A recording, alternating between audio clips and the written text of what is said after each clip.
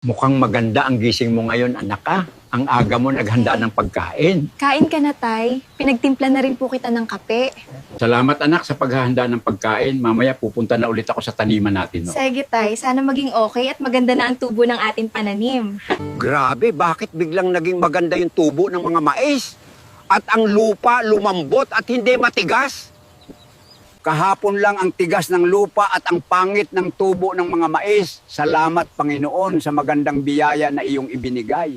Tay, magbuko juice ka muna, pampawala ng uhaw. Salamat, anak. Nakakagulat, anak. Biglang gumanda yung tubo ng mga mais. Salamat naman kung ganun, Tay, para hindi ka na po mamblema, Tay. Oo nga, anak, salamat talaga. Mamaya magpapaharvest na ako para makabenta na. Ang ganda-ganda ng tubo ng mga mais. Mukhang makakabenta kami nito ng malaki-laki.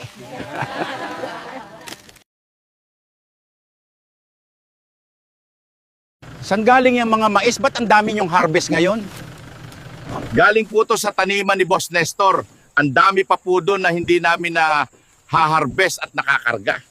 Paano naka-harvest ng maraming mais tong si Nestor eh? Kahapon lang ang pangit ng tubo ng mga mais niya.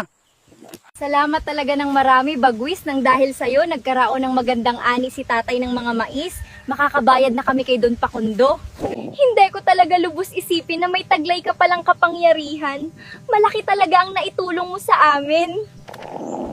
Ipaharang mo yung sasakyan ng mga mais sa ating mga bayarang pulis at yung mga pananim ni Nestor na mais, sunugin nyo ngayong gabi.